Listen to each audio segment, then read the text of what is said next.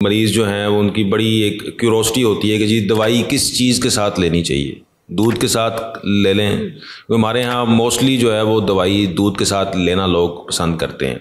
एक तो ये बताएं कि दूध और पानी के साथ दवाई लेने में क्या फ़र्क है, क्या दवाइयाँ दूध के साथ ली जा सकती हैं? हाँ जी, इसमें जो है मैं थोड़ा सा डिफ्रेंशिएट कर दूँ, ज़रा मैं अलहदा कर दूँ। जैसे आपने बात की कि लोगों का ना एक मिथ है कि दूध के साथ दवाई लेंगे तो असर ज़्यादा होगा, पानी के साथ लेने से असर कम होगा। लेकिन कुछ दवाइयाँ आप देखें जिसके अंदर आप देखें दूध किस चीज़ से बना हुआ है, कैल्शियम है ना उसके अंदर, कैल्शियम बेस्ड है। अब आप देखें, आप ऐसी दवाई जो कि कैल्शियम बेस्ड है, ठीक है, अगर वो आप ले रहे हैं दूध के साथ तो वो तो आपको देखें कि वो बहुत ज़्यादा उसका इफ़ेक्ट ज़्यादा हो जाता है, ठीक है। फिर कैल्शियम आपको पता है उसका अमाउंट ज़्यादा हो जाएगा बॉडी के अंदर, और वो जिस तरीके से भी डिपॉजिट होना शुरू हो जाएगा आपकी बॉडी के अंदर, हड्डियों के अंदर इसकी एक्सेस जो है ना, मतलब बहुत ज़्यादती हो जाएगी। तो एक तो ये कि जो भी कैल्शियम बेस्ड प्रोडक्ट्स हैं ना, आपके मल्टीविटामिन्स हैं या क्या चीज़ें हैं, वो दूध के साथ नहीं लेनी, ठीक है। अब इसके साथ एक और बात भी आ जाती है कि कौन सी ऐसी दवाइयाँ हैं जिनको दूध के साथ लेने से उनका असर कम हो जाता है। अब इसके अंदर अगर मैं आपको मिसाल बताऊँ, एंटीबायोटिक्स हैं, इनको दूध के साथ नहीं लेना, इनका असर उस तरीके से जो है वो बिल्कुल ख़त्म हो जाता है, ठीक है। फिर इसी तरह से है कि कौन सी दवाइयाँ पानी के साथ लेनी है। अब इसके अंदर हमारे कुछ जो है ना, पानी के साथ तो मतलब ऑफ कोर्स आपने सारी दवाई लेनी है, लेकिन कुछ वाइटामिन्स हैं इसके अंदर। जैसे आपको पता है वाइटामिन्स दो तरह के होते हैं, एक होते हैं फैट सॉल्युबल, एक होते हैं वाटर सॉल्युबल। तो जो वाटर सॉल्युबल वाइटामिन है तो उसका मतलब है कि पानी के साथ सॉल्युबल होगा, तो उसमें पानी ज़्यादा इस्तेमाल करना है तो उनकी बॉडी के अंदर एब्जॉर्प्शन, एक्सक्रीशन, जिस्म से निकलना उसका ना, वो अच्छे तरीके से हो जाएगा। तो इसमें अगर मैं मिसाल दे दूं कि कौन से हैं, तो विटामिन बी, सी जो हैं ये हमारे वाटर सॉल्युबल विटामिन है, इनको आप ज़्यादा पानी के साथ लें।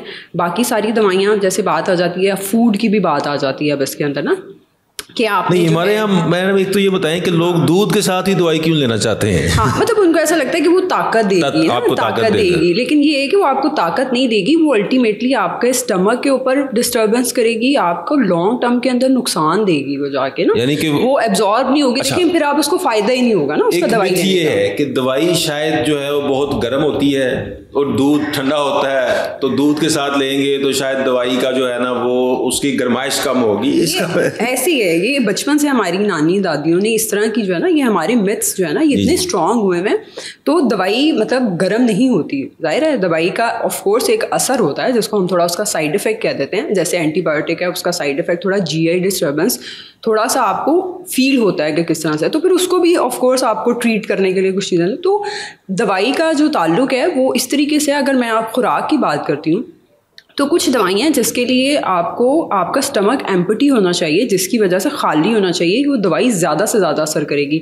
अब इसमें अगेन बात आ जाती है थायरॉक्सिन। आपको पता है थायराइड का इशू आजकल बहुत कॉमन है, तो मेरे ख्याल में मतलब ये तो आपका हेल्थ प्रैक्टिशनर भी बता रहा है कि आपको इसको एम्प्टी स्टमक, उसके ऊपर भी लिखा, और इन केस वो रह जाता है तो फिर आपका रोल आता है फार्मासिस्ट का इधर, कि जब वो अपना प्रिस्क्रिप्शन लेके जा रहा है अपनी फार्मेसी पे दवाई लेने, तो उसका रोल है कि वो उसको गाइड करे कि इस दवाई को खाली पेट लेना है, क्योंकि अगर वो आपने खुराक के साथ दवाई ली तो उसका तो असर ही नहीं रहेगा। मैडम सॉरी टू से, फार्मेसीज में तो शायद सीधा कोई फार्मेसीज होंगी जहाँ पे फार्मासिस्ट होता है, अदरवाइज तो वो हो भी तो वो इतना बॉदर नहीं करता कि कोई क्या ले रहा है, दे जस्ट मीन बिजनेस। नहीं डॉक्टर साहब, ऐसी बात नहीं है। लाइक मतलब ये है, अब बहुत ज़्यादा इस पर काम हो रहा है कि फार्मासिस्ट हर फार्मेसी पे मौजूद होना चाहिए, और सिर्फ ये नहीं है कि मतलब जो है एक ही शिफ्ट में होगा, जितनी भी शिफ्ट्स फार्मेसी की अगर वो तो उसके अंदर, और ये बहुत कंपलसरी है। आप देखें सेल्समैन को नहीं पता ना इन चीज़ों का, उसको तो सिर्फ ये पता है कि दवाई देनी है, ये किस तरह है, और जो उसको सिखाया गया उसने वही बोलना है। फार्मासिस्ट ने तो पढ़ा है इन सारी चीज़ों को, तो वो उधर खड़ा हुआ है ग्राउंड के ऊपर आपको बताने के लिए। तो एक ये बात होगी, हम फूड और उसकी बात कर रहे थे कि आपको बुलाने का मकसद भी हमारा यही था कि आवाम को पता चले कि जो फार्मासिस्ट है उसकी इम्पोर्टेंस क्या है। एक तो बताएं कि जो कौन कौन सी दवाई जो है वो पानी के साथ लेनी चाहिए और कौन कौन सी दवाई दूध के साथ लेनी चाहिए, या सिर्फ पानी ही बेहतर है?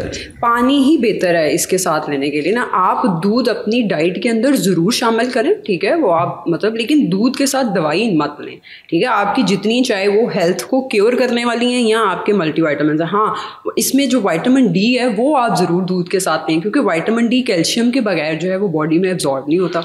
यानी कि सिवाय विटामिन डी के आप बाकी सारी दवाइयाँ आप पानी के साथ पानी के साथ लें।